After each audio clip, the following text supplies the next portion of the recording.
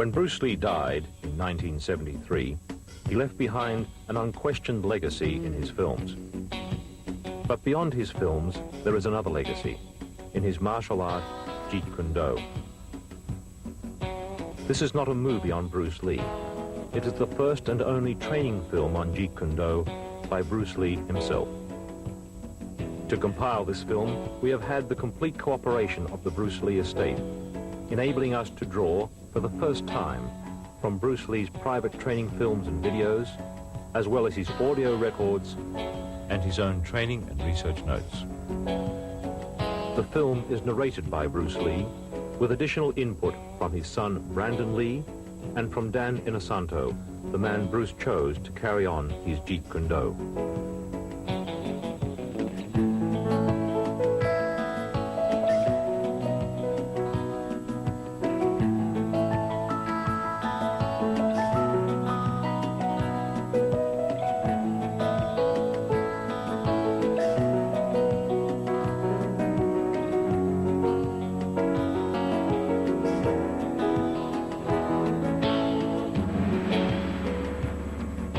My last name is Lee, Bruce Lee. I was born in San Francisco in 1940. My martial art is in Cantonese, Jeet Kune Do, the way of the intercepting fist. In case you have missed the recent news, Jeet Kune Do, of which I am the founder, has been elected and accepted into the Black Belt Hall of Fame in America. This marks the first time a recently developed form of martial art is nationally accepted. No, Jeet Kune Do is not thousands or even hundreds of years old. It started in around 1965 by a dedicated and intensified man called Bruce Lee, and my martial art is something that no serious martial artist can ignore. I met Bruce Lee in 1964 through Ed Parker, who was my Kempo karate instructor at that time. And it was the first year of the first international karate championships held in Long Beach.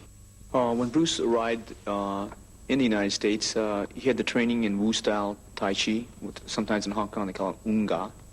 And he had the, of course, training in Western boxing. He had training in fencing from his brother. That's Epee, that goes from toe to head. He had training, obviously, in Wing Chun.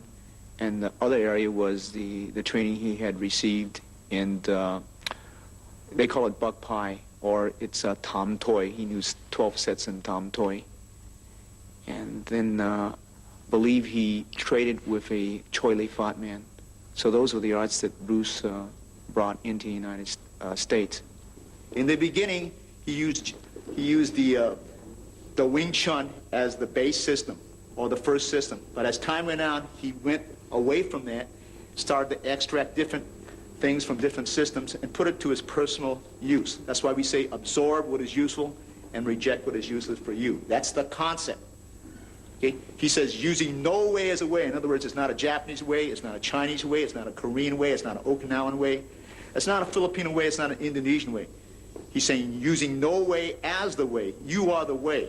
Okay? Then he's saying using no limitation as a limitation. That's the concept in Jeet Kune Do. That means I don't limit myself to a Filipino style or an Indonesian style or a Malaysian style. I use what is useful for me, because at certain times a certain art may be useful under a certain environment. Kung Fu is originated in China. It is the ancestor of karate and jiu-jitsu. It's more of a complete system, and it's more fluid. Kung Fu can be practiced alone or with a partner. Practicing alone, they involve form. Some imitate a crane, a monkey, a praying mantis. Martial art include all the combative arts like karate or Judo. karate, judo, Chinese kung fu or Chinese boxing, whatever you call it. All those. You see, like Aikido, Korean, I can go on and on and on. But it's a combative form of fighting. I mean, it's not, some of them became sport, but some of them are still not. I mean, they use, for instance, kicking to the groin, jabbing fingers at the eyes, and things like that. He mixed his trapping into grappling. He had 32 different sequences, as you could see in The Game of Death and the Way of the Dragon, those two films. He was getting into grappling, the face locks, the head locks. Originally, Bruce taught us various different trapping methods. For instance, if the punch was to come and we were to trap it, we would come back here and we would lock up. This would be the lock-up positions that we would use. To me, okay, to me, ultimately, martial art means honestly expressing yourself. Now, it is very difficult to do. I mean, it is easy for me to put on a show and be cocky, and be flooded with a cocky feeling and then feel like pretty cool and all that. Or I can make all kinds of phony things, you see what I mean, blinded by it. Or I can show you some really fancy movement. But to express oneself honestly, not lying to oneself, and to express myself honestly, now that, my friend, is very hard to do.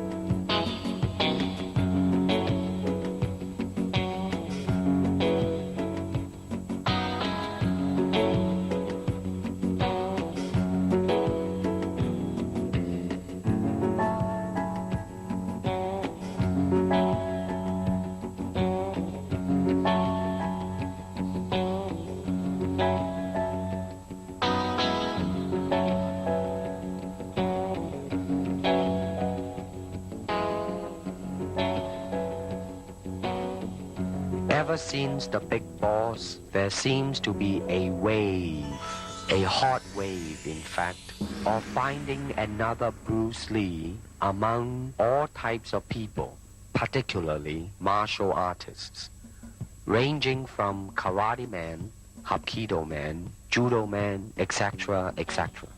Forgetting about whether or not they possess the ability to act, just so as they can halfway decent to kick or punch, and hopefully, knowing a few tricks or gimmicks, the producers will make them a star. Now let's stop about here. Is it that simple to become a star? Well, I can assure you it's not that simple.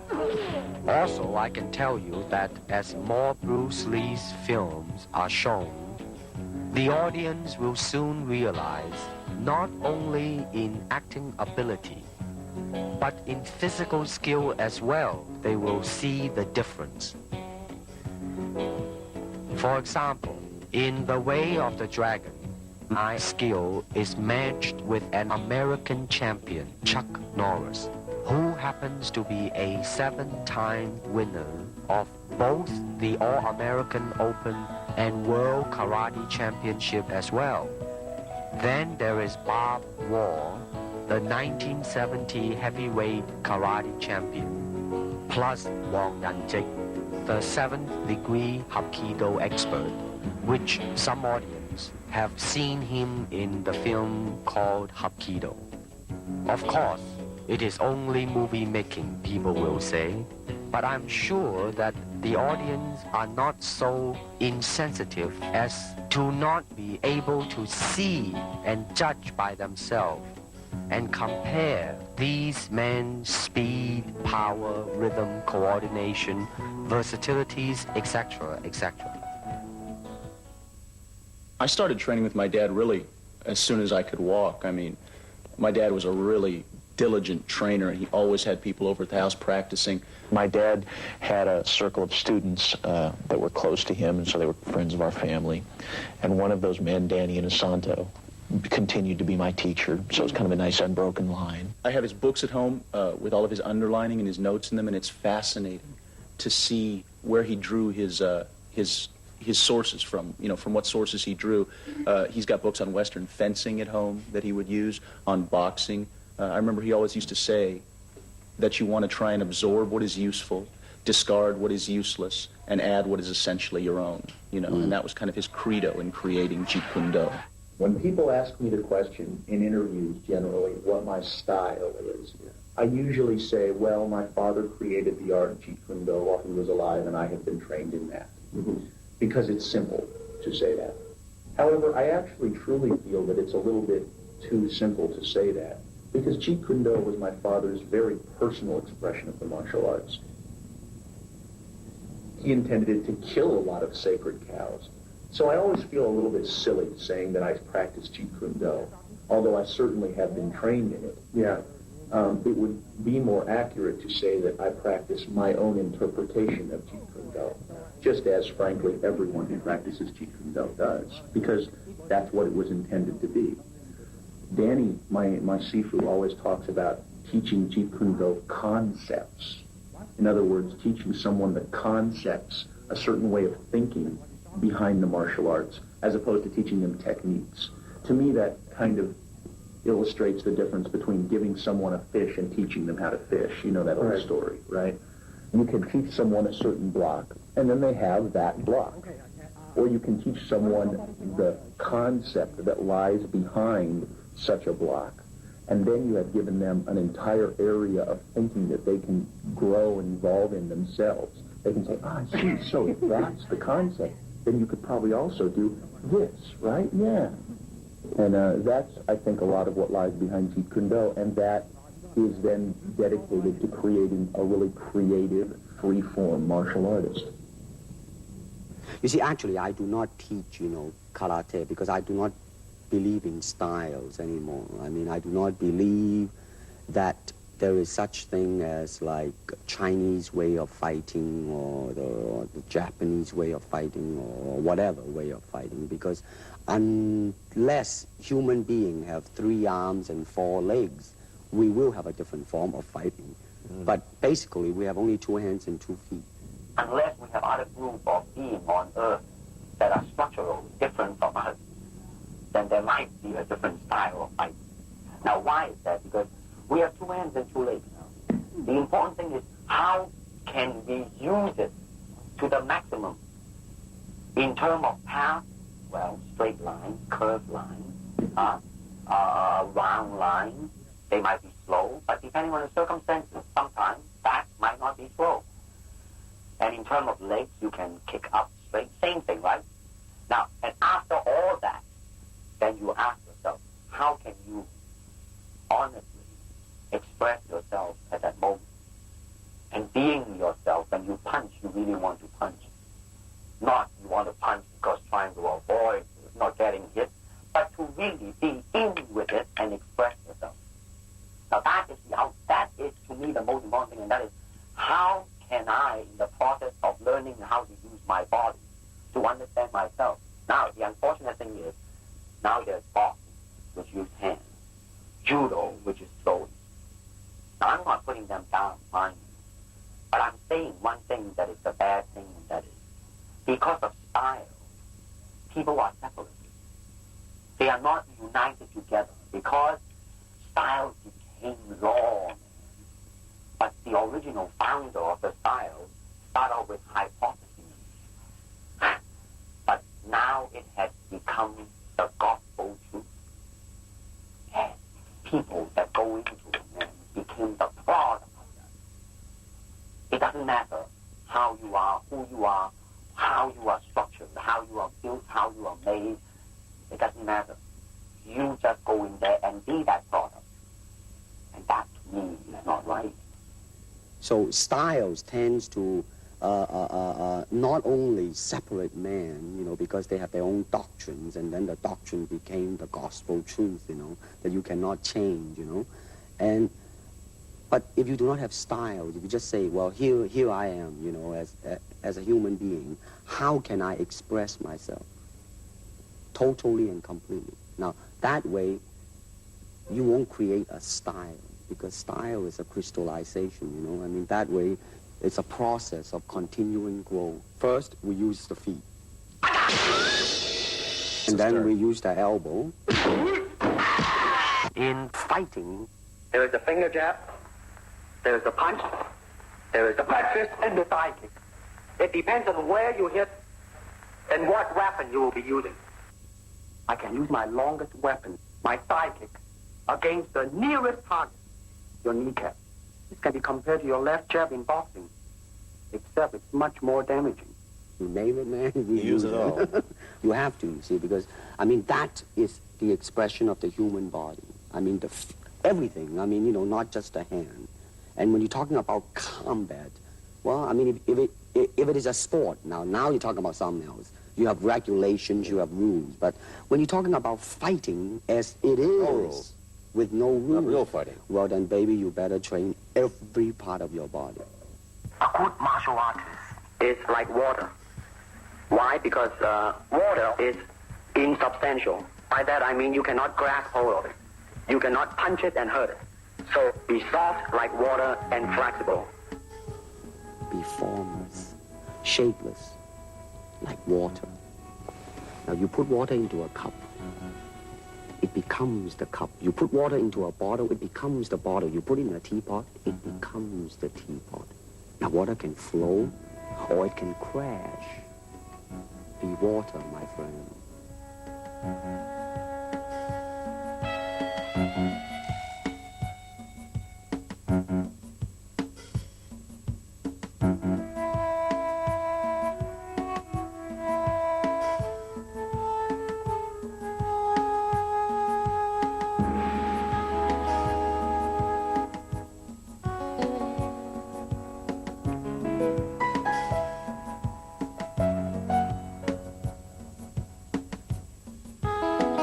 How can I maintain lightning speed without sacrificing tremendous punching power? I believe I found the cause of my ignorance. You'll see a Jeet Kune Do punch is very scientific and practical, especially in street situations. Okay, I'm going to start off with the basics. Normally we would taught in the right lead, but I like to go with the left and right lead, so I'm going to demonstrate in the right lead, okay? Now when the punch comes, you parry it across like this, and as you do so, you strike, okay? Slow motion, 1, see? 2.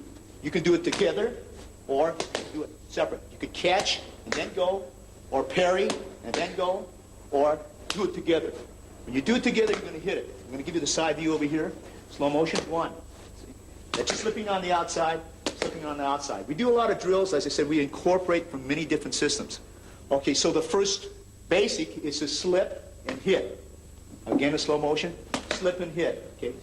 Slip and hit, slip and hit. Now, as they punch, I'm going to slip inside and hit. Slow motion, slip, inside and hit, slip, inside and hit. Now, you can do it together, or you can parry slightly ahead of your cross that comes this way, or you slip and hit on the opposite side like that. Okay? Okay, that's your basics. Okay. Let me illustrate this over. As the focus glove comes out from your trainer, I want you to slip, cross, hook, cross. Slow again. Parry, cross, hook, cross. These are the basic drills that we were taught to follow up. But they can be found in Western boxing. They can be found in Filipino boxing.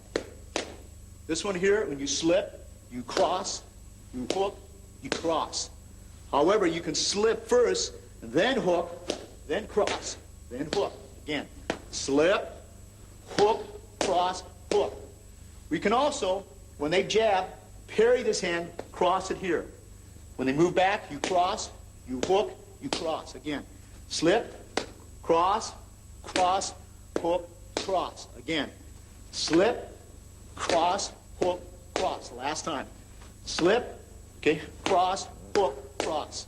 Okay, that's your basics. That was just an arm movement. Watch now. You see, there was only arm and shoulder. Shoulder was kind of tense too. No, definitely, it's a tense too. Later on, you will, you know, check the different. Now, the feet was involved a little bit just now. It was fine. Shoulders too tight. Notice that in the beginning, when I say that you just involve only arm and shoulder. Now, your hand, the last time when I saw you was very, very good and fast. Now let's see if this can do. Now that, let me see another one. You got to involve your feet a little bit more. You see? Hand and feet. Got a hand and feet. Go pretty good. Now watch, I think that when I attack you in a reactionary type of a thing that tightening on the shoulder, now watch now, you. Now, watch when I try to attack you. I think when you react to it, you know, then you just do not tense yourself too much, you know. You just then react and just boom, go into it.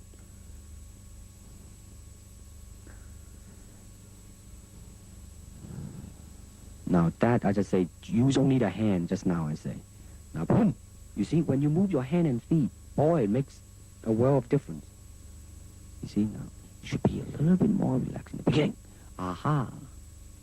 It's getting there, my friend.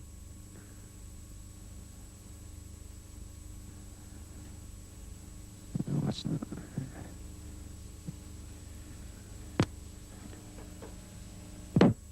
Good. That one was pretty good. Pretty good. No, that was a little bit too tight.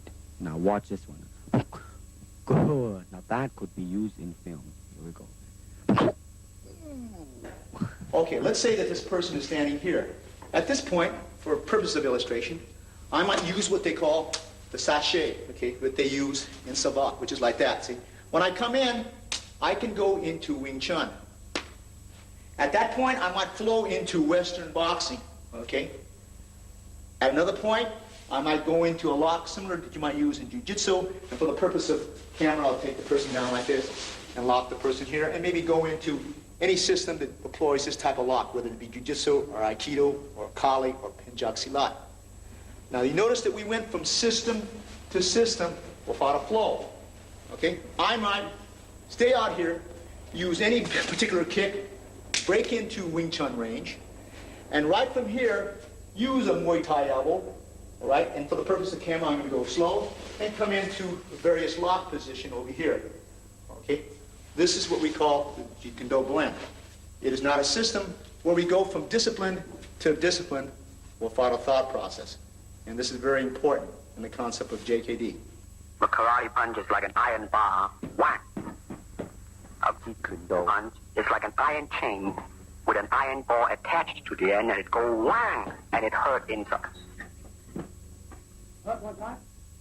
Hayward Nishioka, the Japanese-American national judo champion, who is also a black belt holder in the Shotokan style of karate, ran a scientific test in a California university to find out the difference between a karate punch and a Jeet Kune Do punch. And the finding is that indeed the Jeet Kune Do punch is more powerful and destructive than the classical karate punch.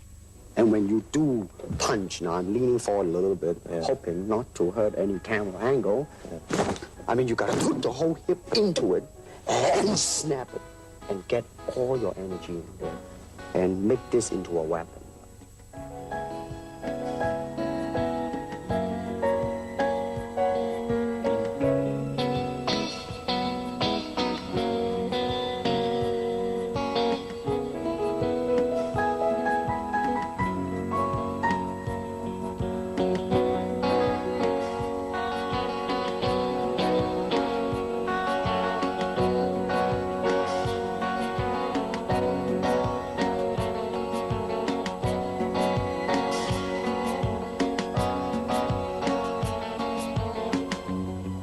To reach me, you must move to me.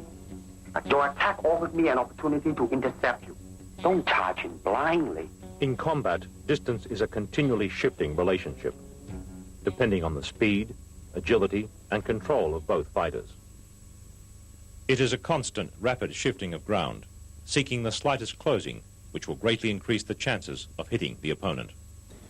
Okay, so I'm going to start off first with the footwork system, because this is the mobility system or the transportation system or the system of delivery, okay? Traditionally, when he started off in 1964 when he taught me, we raised the left heel up. This thing is pointed in, and this is what he referred to as the Bai Zhang stance.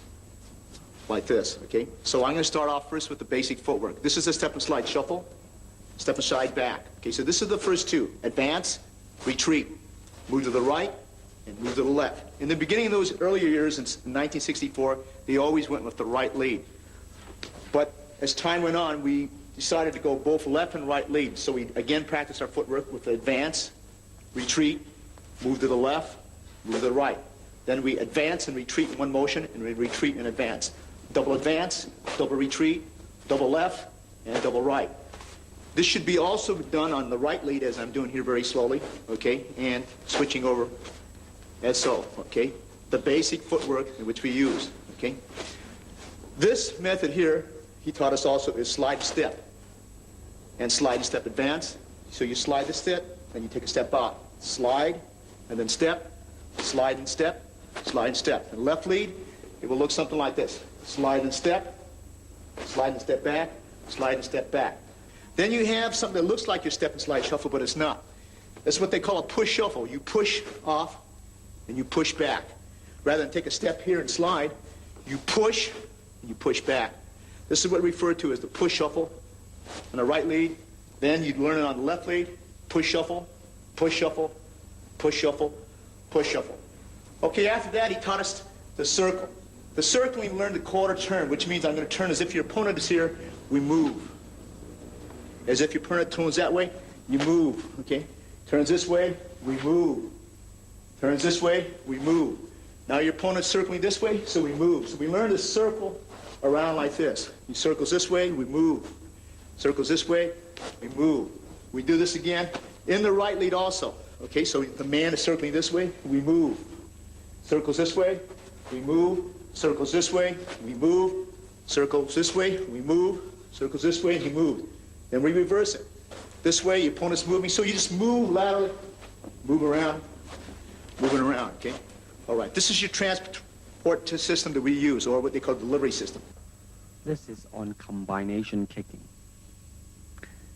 Now you will notice a difference. In the beginning, you tend to over-chasing yourself.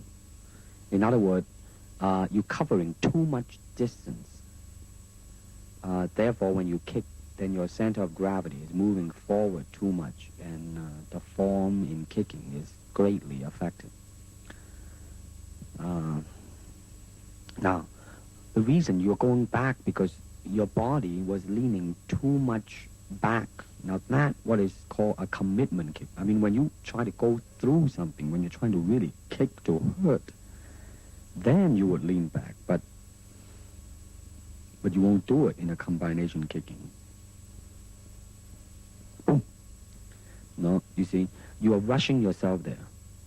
I mean, you should really, in the beginning, just take your time and just go boom, and now, you see, you still, it's not so much on the physical, mentally you are chasing yourself out, Now, watch this now. In slow motion, bum and bum. But you see, the body line is always there instead of overreaching, you know what I mean? You kind of rest back, but as you progress on, though. Here we go. 1 and 2, just easily, you know what I mean? Here we go. And 1, that's good. 2, and then once you get that, then you go into the kicking form, make sure that it is right, and 2, and 3. Now you are more in control now.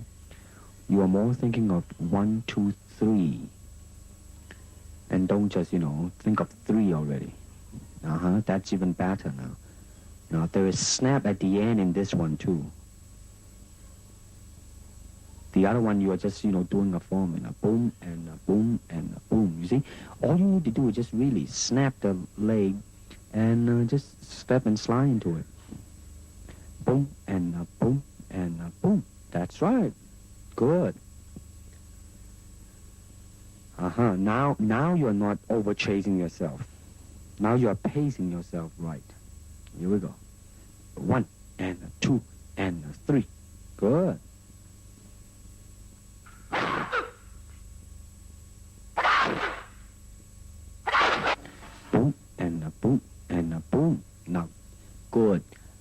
last one, though, you were a little bit off balance, but there was definitely a doom, doom, doom in there, you know.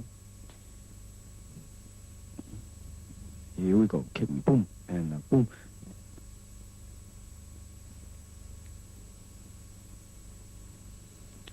Here we go, boom, boom. You gotta bring the leg back quick, you see. You let it dangle out there too long. Bring it back. You gotta bring it back. You gotta bring it back. And go boom, and boom. You see now? You see how you just boom, and then you lay it out there, but without bringing it back as soon as you can. Now watch this again now. Boom, boom, boom. You know, you should go boom, back, boom, back. You know what I mean? Really. The fighting measure is the distance the fighter keeps in relation to his opponent. It is such that he cannot be hit unless his opponent lunges fully at him.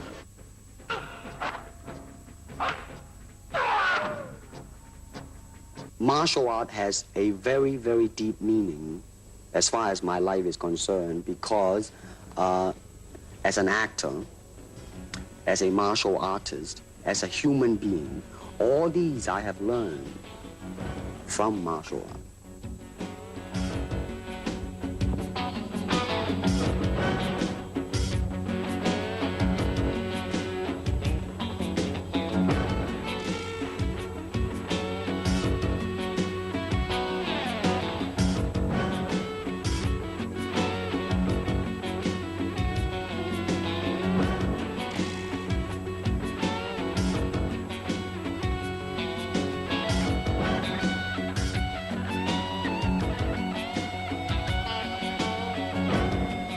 If you wish to train punching, then punch. If you wish to train kicking, then kick. The power from my kicks and punches are bursting. I demonstrated a side kick on Ken Knutson, a powerful Goju stylist that moved so fast that he felt as though his eyeballs were still where he was standing. Now, first of all, I noticed that in this tape, that as it progresses, your feeling is more involved in the technique, and consequently, your technique also improves.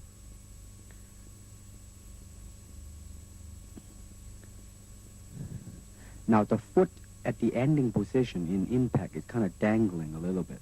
Watch it now. Right? I mean, it's not a definite, substantial, straight line directed at it and, you know, hit it square and then come back. Good. Now, that was a pretty good reaction.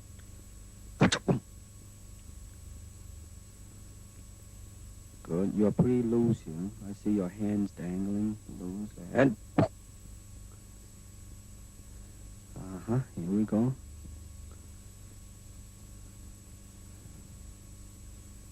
One more time.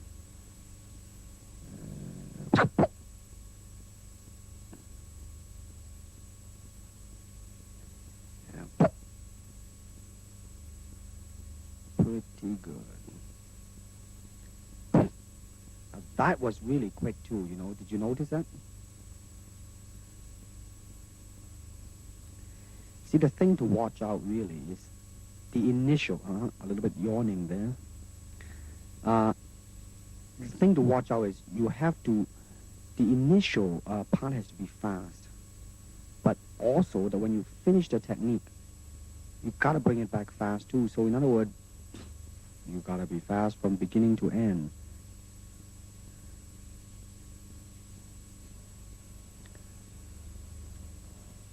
In the spin kick, you will notice a very good lesson in there.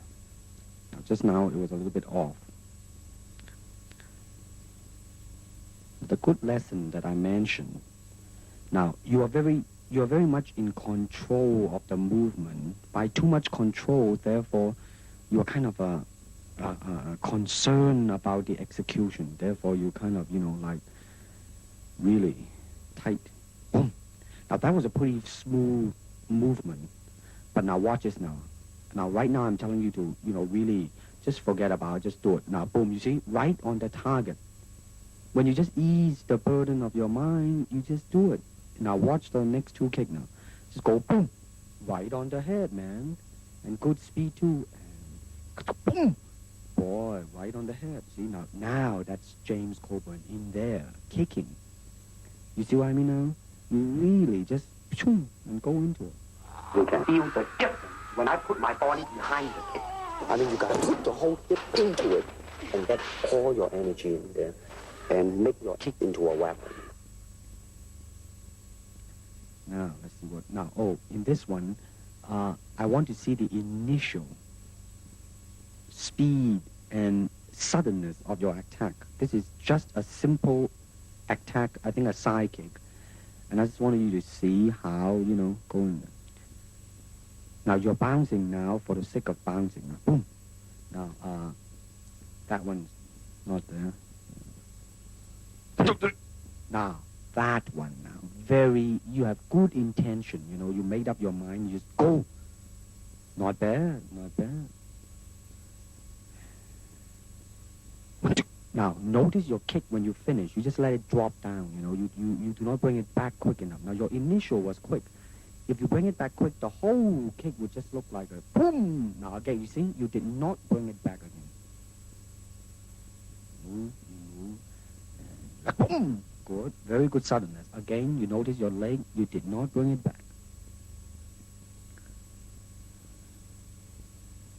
Boom. Good. Now, I really like the suddenness, of your... Maybe just a little step there, but listen, man, it passed. Boom. Now, you see, you're moving your leg, but your shoulder is a little bit... Now, that was pretty good. That was pretty good. Your shoulder may be a little bit tense. The upper body and the lower body has to be united. Now, you see now, I don't think we mentioned this because your leg was... You see, you let it stay and then back. Now, see, I really, definitely, your initial move has, really improved. Really improved. Relax, and move. 1, 2, 3. Now, that was good. That was good.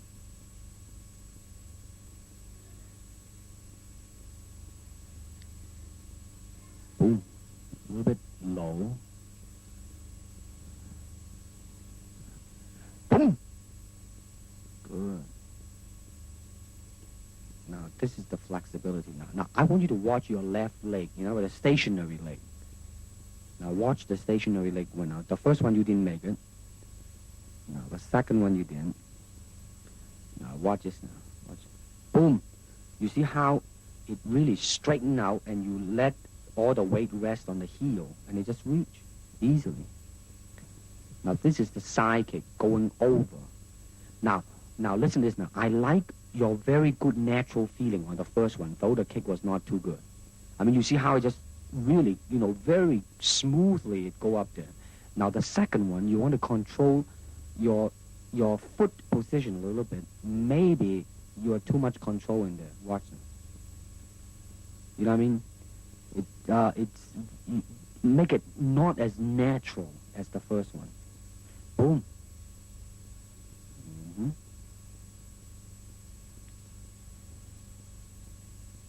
You see now, when you do it right, man, when it touches, your left leg is all stretched out and it's just an easy type of a thing.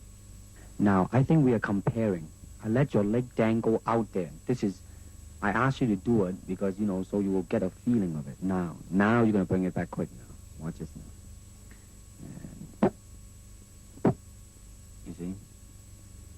It was kind of a little bit off balance in the last one, but that's all right. Now you're going to go sideways. Watch now. I like the second one better than the first one. There was more directional in it. Good. Here we go. One more time. Too low. Second one's okay. See, you come back in one straight line.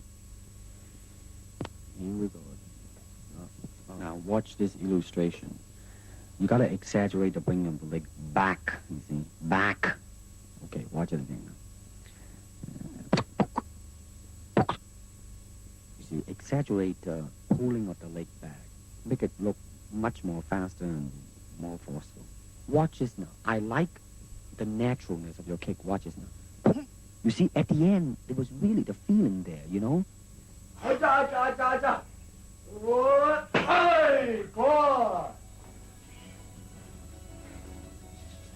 Get the back jumping up the guy. Hey, good. Nice one.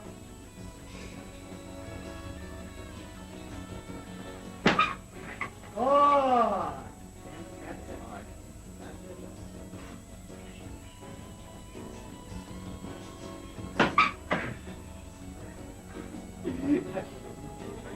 One more. One more. Just lose everything. Really good.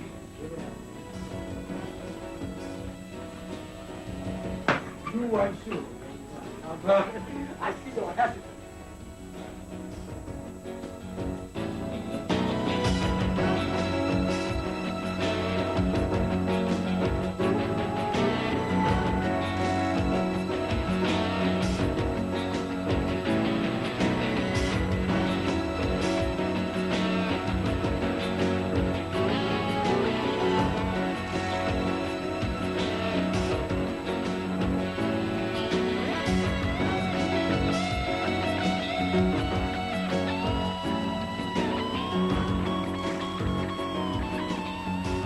Physically, how can I be so well coordinated that you have to be an athlete?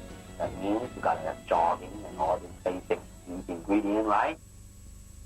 Well, my dad made a point at the time that he was training that there were a lot of martial artists who weren't paying enough attention to their instrument, you know, and certainly the instrument of the body is what you're going to be using in your practice of the martial arts. So I think it's very important to keep up the tempo, so to speak. I'm interested in that point you reach where you actually fail from exhaustion at something, whether it's a weight training exercise or a cardiovascular exercise. I'm interested in seeing just how much that point is a physical point and how much it's a mental point. And so that's what I do. I jump a lot of rope, I run, I ride a light cycle. I much more prefer to go out and actually ride a bicycle or run and see some scenery. And then I work out down at the academy, which is on some levels a very cardiovascular workout. Some of the classes I take, like the Muay Thai kickboxing classes, a hell of a cardiovascular workout. Yeah. And then some of the classes are more technique-oriented, so you're not huffing and puffing so much as you are just learning individual techniques. And then I work out at the weightlifting gym, where I do 2 body parts a day, pretty much. And then I break that up occasionally, so I do like back and biceps on one day, chest and triceps on another day, or something else, and delts and legs on the third, or something like that. And it was just switch it. I found that was generally the best thing to do, whether it was with a high weight or a low weight. And what I understood the process to be was that working with heavy weights would build mass, whereas working with low weights was intended to build like density and really carve out the muscle a lot more. And since I personally have never been interested in getting large as much as just getting cut, I tended to work with a lower weight. But then to me, getting cut is also mostly a question of vascularity. It has to do with how much body fat you're carrying. So I've always done a lot of cardiovascular work because that's also real-world power too. I mean, I suppose it's good if you want to pick up heavy objects to have large muscles, but cardiovascular stamina is something that seems to come in handy a lot more often than a large muscle would. You go down to the academy and you try and do a 3-minute round on the Thai pad, and I don't care how big your muscles are, if you don't have a real good cardiovascular system, you're going to be dead in about 45 seconds, and I'm still going to be going. Now, you want to kick it when it's coming to you. That's right. You let your foot jam.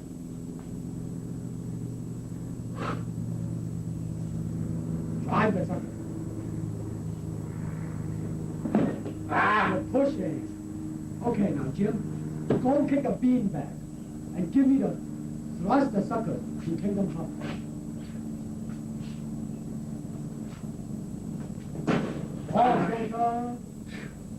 Now, Jim, raise the sucker.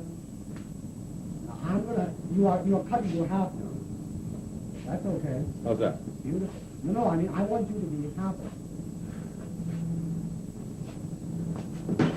You're still kicking a little bit off to the side. Kick him directly. Good. Now don't kick it again, but don't turn your body so much when you finish. Try to still face him when you finish. Good. Now kick the sucker when he comes back. Not yet, not yet. That's During this time period, we used to train because we didn't have any tie pads, so Sifu Bruce advocated the use of using the football forearm guard, and which we have, we don't use this anymore, but this was very prevalent during that time period. This here is the original punching shield that his own personal punching shield, in fact. This was used as in the Way of the Dragon. If you notice this, he had one part. I had one arm, he had the other arm, and this was used in that picture, Way of the Dragon. This was used in Enter the Dragon. This was actually, its original use is actually used for baton training in Japan, and we just modified it, and we used a special helmet, a boxing headgear we had, and we used it, and this became part of our training, some of the training tools that we used when we used to spar. Literally, on television, they had to shoot it, they had to overcrank and shoot it in slow motion because otherwise it just looked like a special effect when he moved. I mean, the man was fast. He was deadly fast. I've really never encountered anyone in all of my training since who was as fast. You can certainly train for speed. I think that training for speed is, number one, it's a genetic factor. Yeah, certainly. There are some people who are just gifted. Yeah. They are fast naturally. But I think training for speed, on the whole, is a question of muscle memory.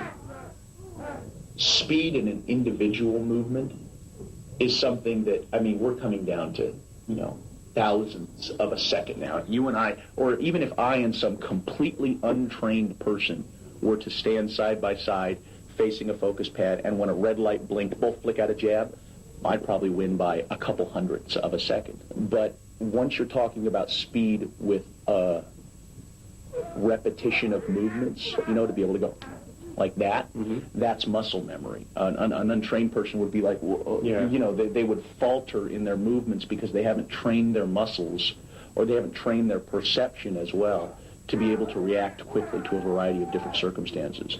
Martial art is a combative form of the art of expressing the human body. You have to train yourself into it. I mean, you better train every part of your body, keeping the continuity going, bending, stretching, everything. You just keep it moving. See, the idea is running water never grows stale, so you got to just keep on flowing.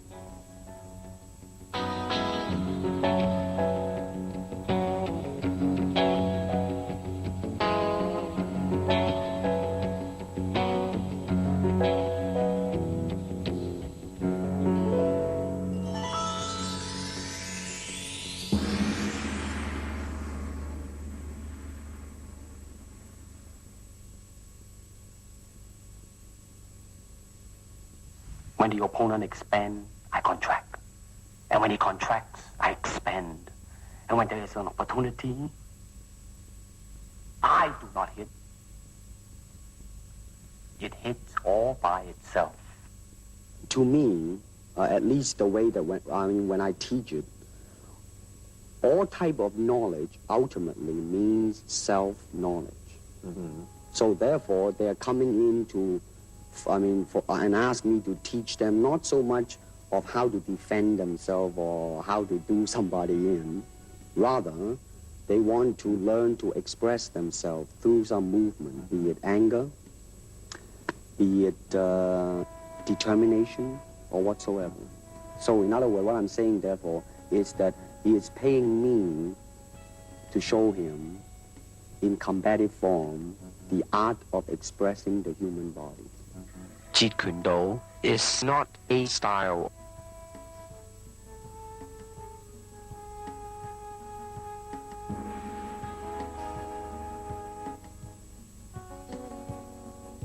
I cannot teach you, only help you to explore yourself, nothing more. Here it is natural instinct, and here is control. You are to combine the two in harmony. Not, if you have one to the extreme, you will be very unscientific. If you have another to the extreme, you become all of a sudden a mechanical man.